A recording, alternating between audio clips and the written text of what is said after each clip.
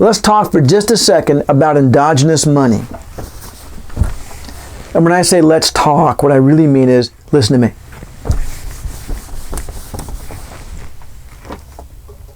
All right, as I have shown you a couple of times now,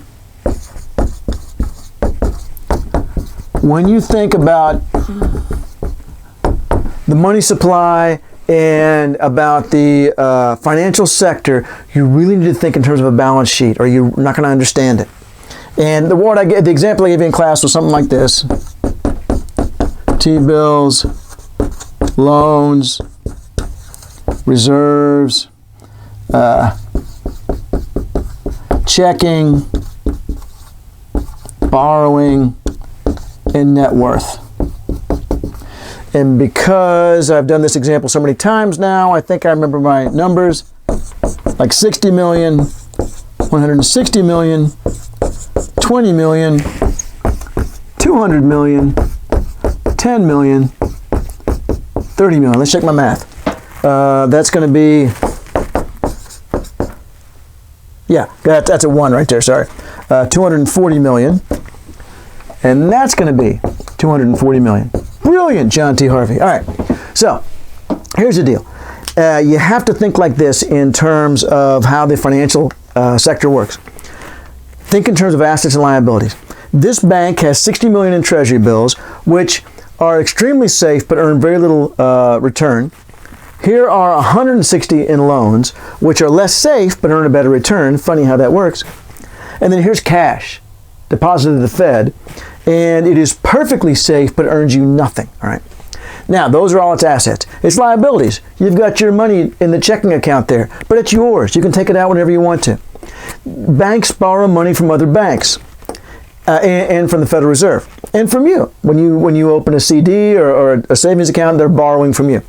Now, the difference between imagine this: if they could cash in all 240 million and pay off that 210, what would they have left? 30. So that's the net worth, 30. That turned out to be a very, as you know from lecture, a very important number. Now, next thing I want to remind you of, and again, this is all review so far, is what happens when a bank makes a loan. And that is this: that let's say you come in with this great idea, it's going to cost 10 million, and the banker is really excited about it, because remember, this is the biggest money maker right here. Sure, we'll extend another loan for 10 million. All right, so now I'm from 160 to 170. And we're going to give you the money in a checking account. We're going to give you a checkbook and say you can write checks up to 10 million on that. And they just do that by the stroke of a key. All right, that's all they have to do. The commercial banks are allowed to make up credit, but credit and Federal Reserve money to you and me is indistinguishable, right? So they make up credit. Now, back in the old days, individual banks would make up their own money. It would be like Bank of America dollars or Frost Bank dollars or whatever. Now they're allowed to do it in just American dollars. And also there's the deposit insurance. All right, so anyway, they immediately created money. The money supply went up with no action from the Federal Reserve whatsoever. And the only remaining problem is this: banks must keep at least 10% of checking in reserve, which is no longer true. It was true when it was 220, but now it needs to be 21, doesn't it? All right, in order to cover this 210, the bank needs 21 over here. Well, here's the deal though. They don't need to cover that except for on average every 14 days. So if I have somebody come in with this great idea, I'm going to make the loan right now before they walk to another bank and make the deal with them instead. I want you to make your deal with us because I think you're going to pay it back. And this is our big money maker. So I went ahead and made the loan without the reserves. I've got 14 days to figure it out. Furthermore, the first place I'm going to look when I try to figure it out is other banks. I'm short $1 million, but another bank may have $1 million extra. So that's what the federal funds market is about. I will borrow money overnight to cover this this shortfall right here. But let's say that the entire banking system is short of cash. I should say it this way: the entire banking system is short of reserves. That would tend to bid up the interest rate. Right? Everyone is competing for these few reserves, for reserves that are insufficient to cover everyone's federal requirement. So they're all bidding for this money. They're driving up interest rates. If I'm the Fed, I'm like, oh my God, I target interest rates. I can't let this happen. So I have to step in and inject new reserves, or the interest rate will move. How do I do that? Hey, I'll buy $1 million worth of treasury bills from you, and then you'll have 59 up here and 21 down here. Everything's covered. All right. So this is related to, well, a number of study questions here where it talks about the fact that the money supply changes even without Federal Reserve policy changes. The Fed targets the price of money. It doesn't target the quantity of money. The quantity of money fluctuates within the private sector. The other thing I was going to mention was that the really key factor here is not the reserves. The reserves are no big deal. The big deal is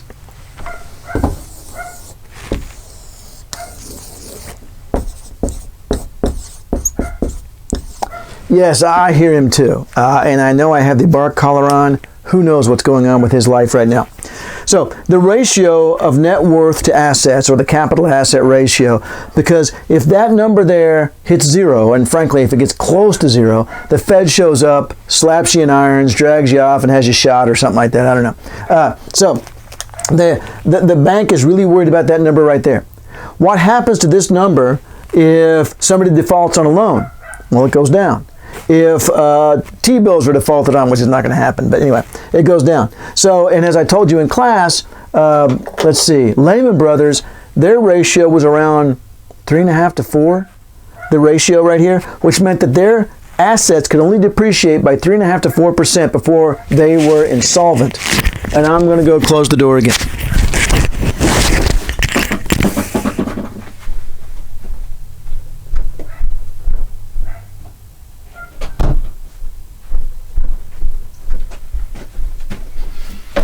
But let me tell you this. All right. So last night I'm walking him, right, to wear him out so we'll sleep. And we get about halfway around the block, and all of a sudden all he'll do is stare into the shadows of this house. And I pull him a few more houses down, and he's just staring into the shadows. And then he won't go any further. And there's some slack in the leash. He just heads home. And on the way home, he never slows down to sniff something, to dig something up. All he's doing is looking back and forth between the houses like there's something going on. Well, as I told Contending Perspectives, I've seen enough horror movies to know that you take the dog's word for it. There's something really bad going down. There's like a serial killer in the shadows, or why is he coming upstairs to do that? I have no idea. Anyway, so as much as I hate him right now, he probably saved my life last night. What you will never see is the video I tried to shoot just now in between this one and the previous one, where I thought, well, I'll just let the dog in here, and then he'll settle down. He barked constantly. He's actually barking constantly right now, but I have 2 doors closed, so hopefully you can't hear him. All right, this is what I want to explain to you. Take this, for example. Remember we talked about in class that the psychology of the stock market is actually a more reliable indicator than individual firms' future profitability. Look at the last week. All right? Think about this. If you wanted to make millions, what would be a better place to focus on, right? What's everybody focusing on right now? They're not focusing on the individual profitability of Walmart or of Target or whatever. They're looking at what the heck's going to happen with coronavirus next. All right? So these general trends end up being a much bigger factor than the individual firm-specific issues. All right, I think I showed you a part of a book I wrote where I went through. Gosh, if you were actually to do all the research that would be necessary to really figure out how profitable a firm would be, it would take you days. Or you could just sit and think to yourself, what's going to be the next announcement from the Center for Disease Control? And so Keynes argued that actually most smart money is focused on trying to figure out general trends rather than specific ones, which is a bad thing, because we want people focusing on the individual factors relative to that firm. We want that firm's stock price to be highly correlated with how profitable that firm is, and people don't really do that. All right, now he also points out, now look, I'm not trying to say that everything's driven by irrational waves every day of the week, but we shouldn't be surprised when it does happen. Okay, so I've got all the stuff here on the Glass-Steagall, on the financial crisis and so forth. So I did all that.